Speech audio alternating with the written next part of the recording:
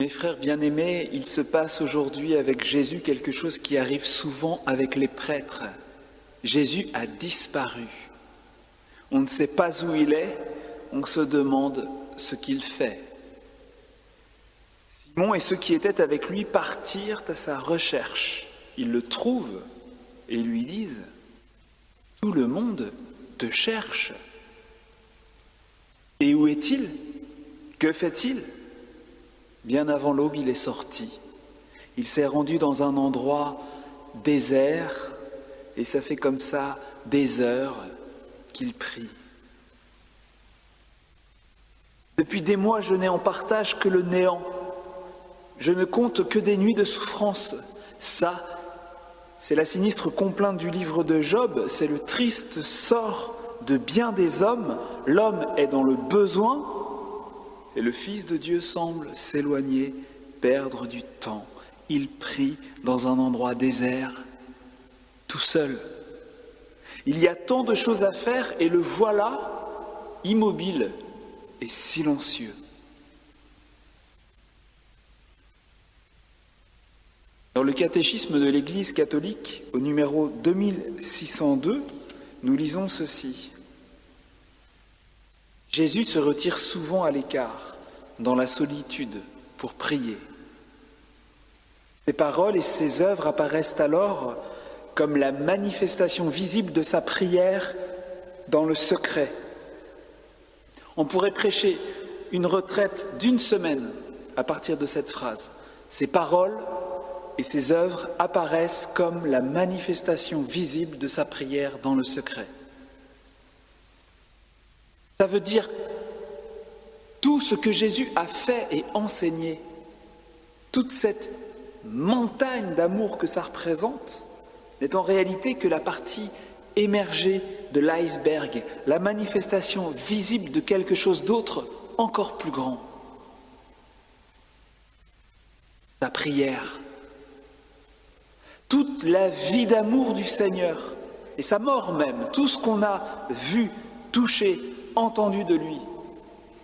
Sa vie extérieure, pourrait-on dire, ce qui paraît, tout ça est l'envers de sa vie intérieure, de sa vie intime, de sa vie cachée, sa vie publique, comme on dit. C'est la manifestation de sa vie de prière cachée qui est quelque chose de magnifique. Comme un bel arbre vert dont les racines invisibles seraient colossales. Dans la vie de Jésus, avant et après la parole, toujours le silence de la prière. Avant et après les bains de foule et les innombrables rencontres avec ceux qui ont besoin de lui, une solitude bien-aimée, le désert avant tout. Je relisais ce matin le récit de la multiplication des pains dans l'évangile de Jean. Il est écrit qu'après cela, Jésus s'enfuit à nouveau dans la montagne, tout seul. Jean 6, 15. Tout seul. En grec, monos. Monos qui a donné le mot moine en français. À ces heures, Jésus est comme un moine, ou plutôt il est le moine par excellence. Que le Fils unique ait comme ça des élans monastiques, faut-il s'en étonner? Non, bien sûr. Je saisis l'occasion qui m'est donnée aujourd'hui pour vous parler de la frate et de son mode de vie. La Fraternité Notre-Dame de la Mission, dont nous faisons partie, le Père Charles, Axel, Bénédicte, Axel et moi. J'aurais pu vous en parler bien avant, je ne vous le fais pas dire, mais j'attendais le signal d'un texte comme celui d'aujourd'hui pour vous parler de notre secret. Permettez-moi de vous lire un extrait de nos statuts approuvés par l'Église qui définissent la frate, précisent son fonctionnement, les droits et les devoirs de ses membres. La fraternité veut contribuer à la nouvelle évangélisation. Ça, vous vous en êtes rendu compte. Ses membres s'inspirent des priants livrés à la quête de Dieu, passionnés par le Christ, unis par les liens de la charité fraternelle et menant une vie simple, grâce auquel l'Église a pu s'implanter et l'Europe être christianisée.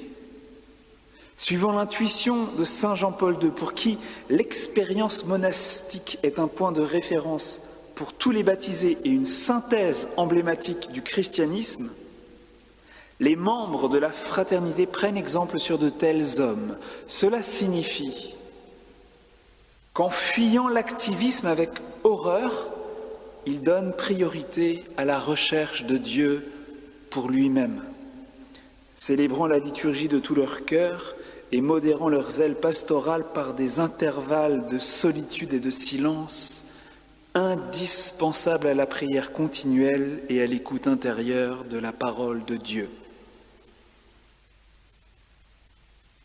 Cela signifie que notre vie est structurée par une alternance, une sainte alternance même, puisque la vie de Jésus et celle de tant de saints en portent la marque.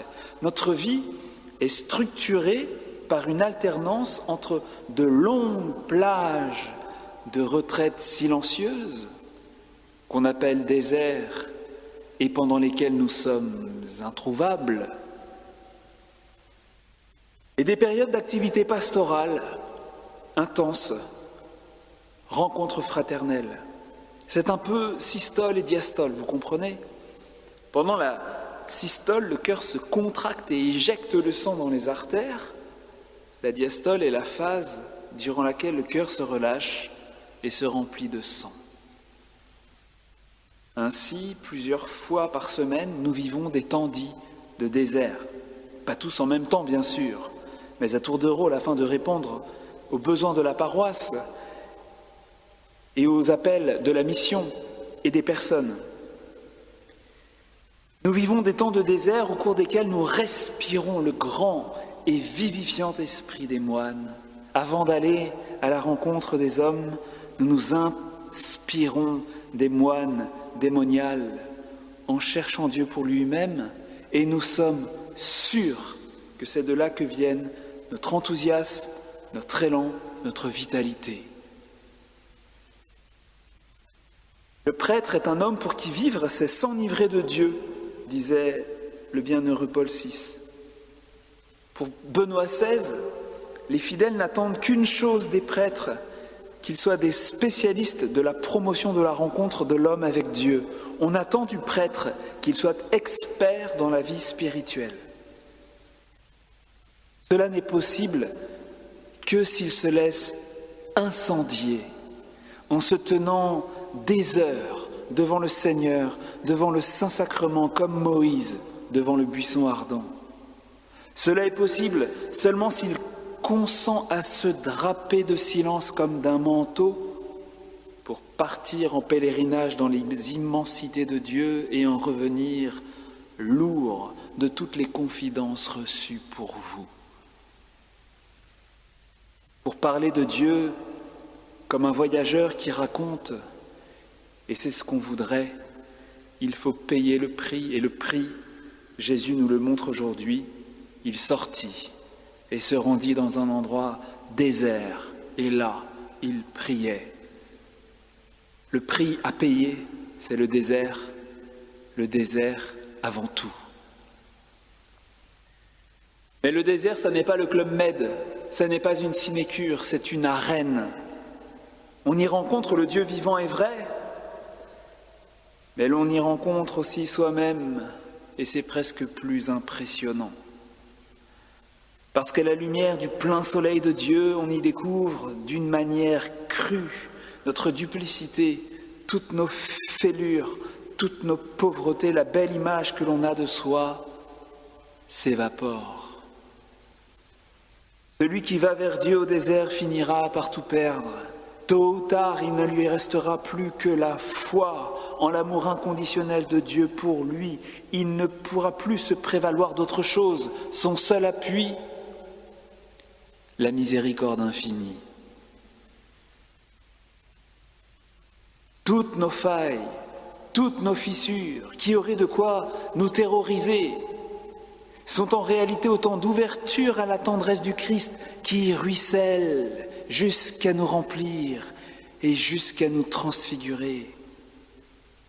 C'est par là qu'il entre, c'est par ces fentes qu'il nous pénètre comme l'eau par les trous de l'éponge qui s'assouplit peu à peu. Et c'est ainsi qu'avec le temps et la grâce de Dieu, notre faiblesse apprivoisée fait de nous des êtres de tendresse et de communion. On devient plus compréhensif, plus compatissant et indulgent. Un amour fraternel très doux et très humble caractérise le vrai contemplatif. La tendresse est une fleur du désert, mais il faut lui laisser le temps d'éclore. Voilà le désert, tel est notre secret. C'est là que Jésus, bon pasteur, plus bel homme de prière, nous communique la blessure et le feu de son cœur pour ses frères. Si les saints ont tous été des hommes et des femmes de prière, les grands priants sont toujours non seulement des voyageurs qui racontent Dieu, mais des êtres de tendresse, de consolation et de pardon. C'est sans doute assez pour aujourd'hui, c'est sans doute assez pour signaler l'importance du désert et de la sainte alternance dans la vie des frères et sœurs de la fraternité, et aussi pour souligner l'urgence d'une vraie vie de prière sérieuse, profonde, fidèle, chez tous ceux et celles, même laïcs, que Jésus envoie porter la bonne nouvelle au cœur du monde, que la souffrance et le péché n'ont pas épargné. Amen.